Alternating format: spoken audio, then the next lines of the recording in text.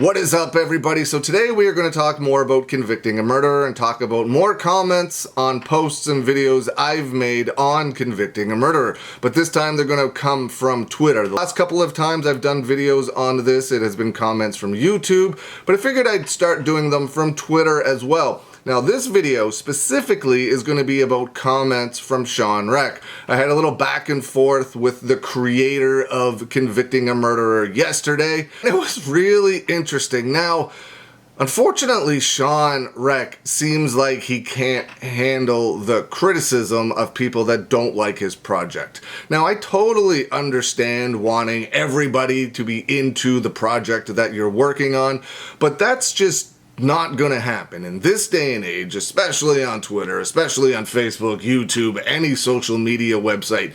You're gonna deal with a lot of people that are just going to comment for the sake of commenting, whether they know what they're talking about, whether they've watched the product or know anything about the product whatsoever. So you have to expect that the majority of the comments you get online are going to be negative or just trying to trigger you to get a response. And unfortunately for Sean, he responds to those, and he doesn't always do it in the best way possible. In my opinion, it is always the best course of action to remain professional as much as possible.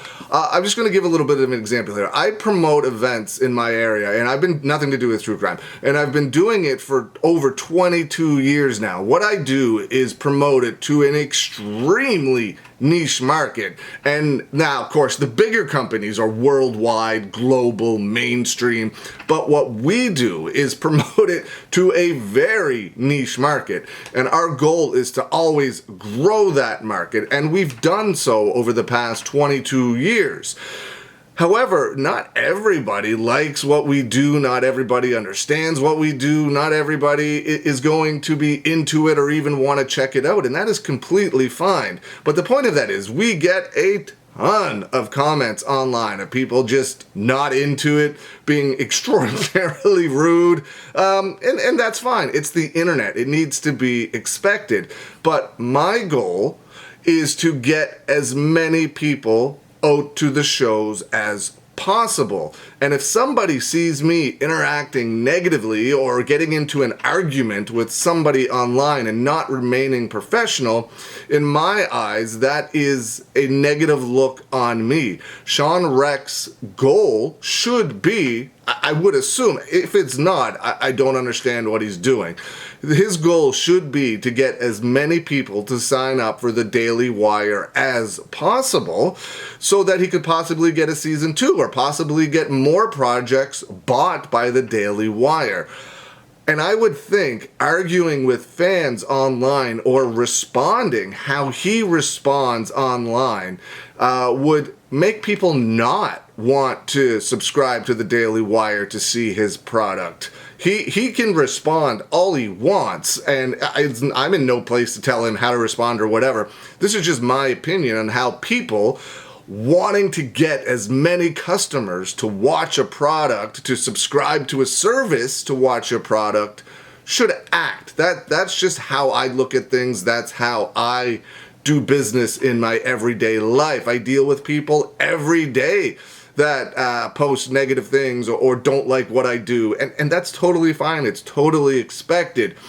Joe Rogan once said something about how he posts and ghosts, meaning he'll post something, but he will never go read the comments, and I think that is brilliant. I read the comments because it honestly doesn't bother me, and I get a kick out of the people that are trying to take those digs and get a reaction out of me. It's never going to happen, but I love reading it. I get a kick out of the insults. I get a kick out of people trying to take those digs. It's honestly very entertaining for me. That's why I do the videos. But this conversation with Sean was very interesting. And first, we're going to talk about this. They placed in the last episode, episode 9 of Convicting a Murderer, they placed Candace Owens on the sofa where Brendan Dassey's coerced interrogation, confession took place.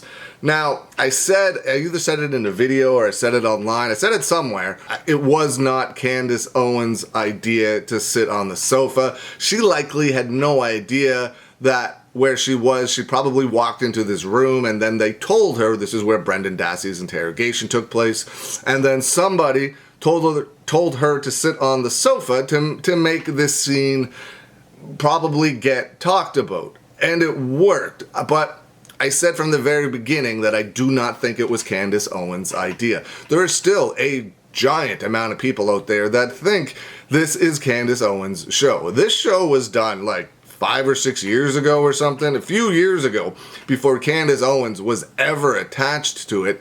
Candace Owens got attached to it within the last 6 months to a year, then they went back and refilmed some things with Candace. But this was done way before Candace Owens ever became involved. This documentary, Convicting a Murderer, was completed years before Daily Wire or Candace Owens had any involvement. That's why when I talk about this, I don't think, and I don't mean it negatively, she just doesn't have the knowledge of a lot of people out there about the case. And I'm not saying I do. There are people out there that have way more knowledge. I do not consider myself an expert on this case whatsoever. I've been fortunate enough to have a lot of help from a lot of people with these videos and the information that are in them. Yes, I've done my own research. I've read books. I've read trial transcripts. Anything out there that I come across, I read, I watch, I listen to, and try to get as much knowledge about this case as possible. But there are people out there with way more than me. But when I stated that, everybody came at me. It was like, no, it's Candace Owens' show. She sat on the sofa by her own free will. This was her doing. She wants to, like, bring it home. Brendan Dassey wasn't coerced, blah, blah, blah. Just basically people telling me that I am wrong. Well, yesterday, one of the tweets I got from Sean Reck, and I'll put it up on the screen for you, was him stating that it was my decision and I stand by it. Every place Candace is filmed in Wisconsin has something to do with this case. And obviously, she was at like the salvage yard. She is in this interrogation room. Yes, obviously every place they took Candace to in Wisconsin had to do something with the case. But I just wanted to point out that it wasn't Candace Owens' decision to sit on that sofa, which I feel is extremely inappropriate for her to be sitting there where what happened to Brendan Dassey. I would have had no problem of them going into the room and showing the room and being like, this is where it took place. But to have Candace Owens sit on that sofa like it's no big deal, like it's just okay, like what happened to a 16-year-old on that sofa was absolutely horrendous.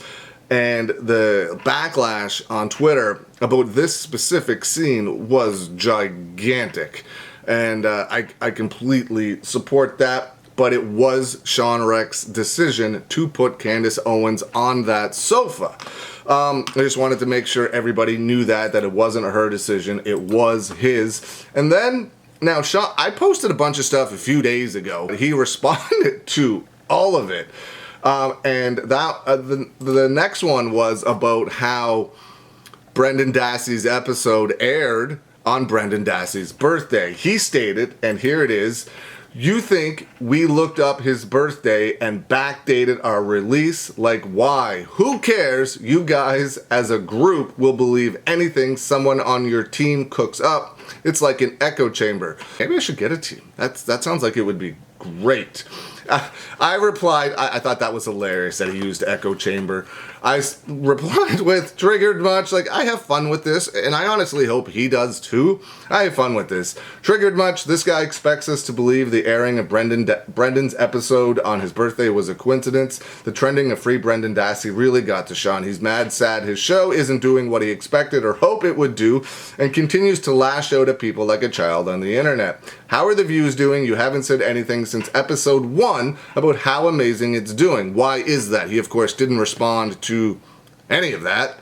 He, if you go back and look through his like replies and tweets. I'm not specifically talking about this conversation when I said that he lashes out at people on the internet. He has said some really bad things, some really unprofessional things to a lot of users on Twitter simply because they don't agree with his opinion or put their own opinion out there, and he will attack them, and he has publicly apologized at least once for doing it, but he still has continued to do it since.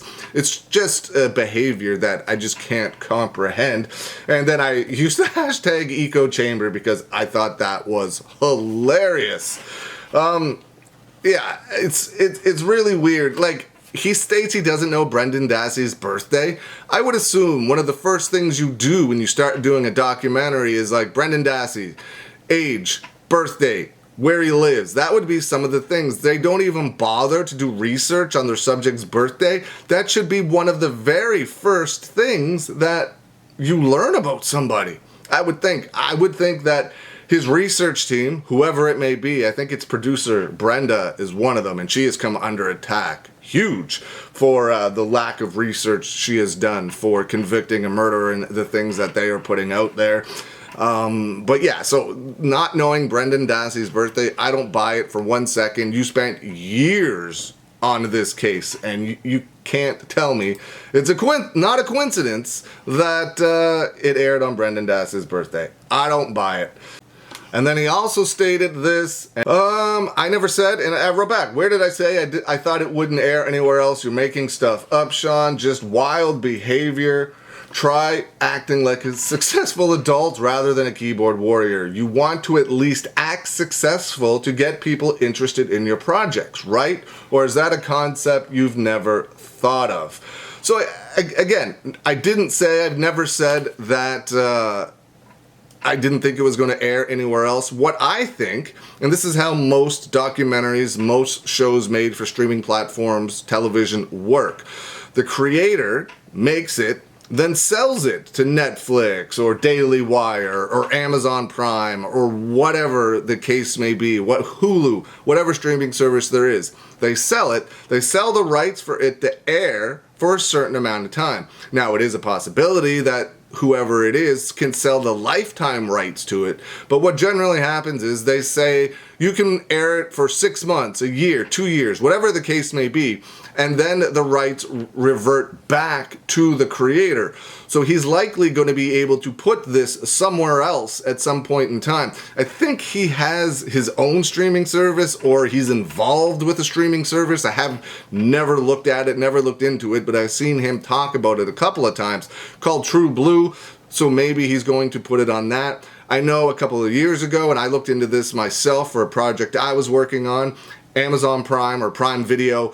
You can put your stuff on that. If you change it up a little bit, they require certain specifications on different things. You can put your documentaries or your shows or whatever on Prime Video as of a couple of years ago. I don't know if that's still a thing, but it might be. So he might be talking about that, or maybe he's going to put it on YouTube or Twitter or somewhere, because that's where it's been the most successful, is YouTube and Twitter, because it's free. So he may put it on there to try and make even more money. I think it would do very well on YouTube or Twitter. I mean, the first episode between both YouTube and Twitter gets something like 10 million views. So it could be something like that he's talking about. The next response from him was from me talking about, I wrote this last week as well, and his response to this made absolutely no sense to me. I wrote, until today, whenever I went to watch Convicting a Murderer, until today, whenever I clicked watch on the Daily Wire Plus streaming app, the first thing that would pop up was Convicting a Murderer. Now you have to search for it. Is the honeymoon over? Are the ratings or views that bad? I really want to know what the ratings and views are for episodes 2 to 9. If it was still getting amazing viewership, it would still be prominently displayed, right? I guess this is why they won't answer any questions on how many people watch. Even if they wanted to promote Bent Key, I don't know what it is. I think they have some sort of children's app or shows or something now. I think that's what it is. But they still could have left Convicting a Murderer on the main page, but nope. And then Sean replied with, yes, Just keep inventing false facts. I didn't even state a single fact there. I just asked questions. See, this is what I mean. I don't understand why he responds like he does. He doesn't even make sense. I didn't state a fact. I asked a question. Keep inventing false facts. Maybe they spent $100 million creating children's content and want to feature that. Maybe they figure anyone committed to watching Convicting a Murderer will search for it at this point, the final week. And he could be right. Maybe they did invest $100 million into children's content, which is amazing if they did. I have absolutely no idea what the children's content is, but maybe they did. But they still have a main page where they list all of their other popular shows, and it was completely gone from the main page. It wasn't just Bentkey. If you keep scrolling down, you'll see a bunch of other shows. So I just thought it was odd. The show is as popular as they wanted it to be. Why would they remove it from the search? Or even new users signing up and wanted to binge watch the first 9 episodes. It's just not there. Some people don't put a lot of effort into looking for things. If it's not right in front of their face, they're not going to click on it. They're not going to bother to search for it, even though it is easy to do. A lot of people don't do that. That's why I commented that, and his response made no sense because I didn't state a fact. I asked questions, and that's what I responded with. Just show one fact I stated in this post. Just one. All I did was ask questions. You're so easily triggered. It's okay to put your phone down. Appreciate the content you're giving me, though. And I do. I appreciated all those messages. I appreciated the content from Sean Reck. But that back and forth was good. It was fun for me. I hope he doesn't actually get upset. I hope he's just using this interaction to try and create some interest, because whenever he responds to somebody, not just me, whenever he responds to somebody, a lot of other people jump in the conversation and also talk. So it just bumps up the engagement for the show. And I hope that's what he's doing. I hope he's just using this interaction to try and promote his show. I would go about it in a different way, but I am in no position to be like, Sean, you have to do this. It's just me explaining that I don't understand why he reacts and posts the things that he's posted since Convicting a Murderer aired. And yesterday, I honestly don't think it was that bad. It didn't make a lot of sense to me. He's never responded to me in any sort of really negative way, and I wouldn't care if he did. But he has done it to a lot of users out there. He name calls. He says a whole bunch of really strange things for somebody that wants to get as many people to sign up for a streaming service as possible. I wouldn't do it. But maybe it's working. Maybe Daily Wire Plus's numbers have gone through the roof. I don't know. They won't release them. Have gone through the roof since Sean Reck has started talking to people like he has. Maybe it's working. Maybe it's exactly what they want. Maybe it's maybe this is what they are asking him to do. Because maybe that's what they want. I have no idea. It's just not something I would do. I don't know. If it's working, congratulations. I'm wrong. If this is what Daily Wire wanted you to do, so you're doing it, 2 thumbs up. Congratulations. Hopefully it worked.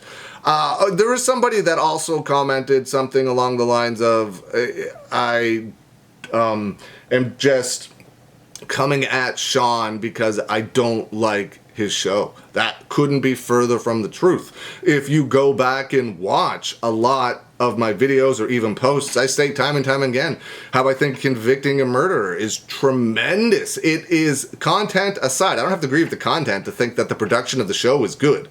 Content aside, Convicting a Murderer is extremely well done, very well made. He is a very good filmmaker. I might not agree with the content, but I am enjoying watching the show. So that is also false. I couldn't find that. That was somewhere on Twitter from yesterday as well. But yeah, so that's today's video. Went a little long, but I enjoyed the conversation. Let me know what you think. I hope you're having a good day, and I will see you again soon.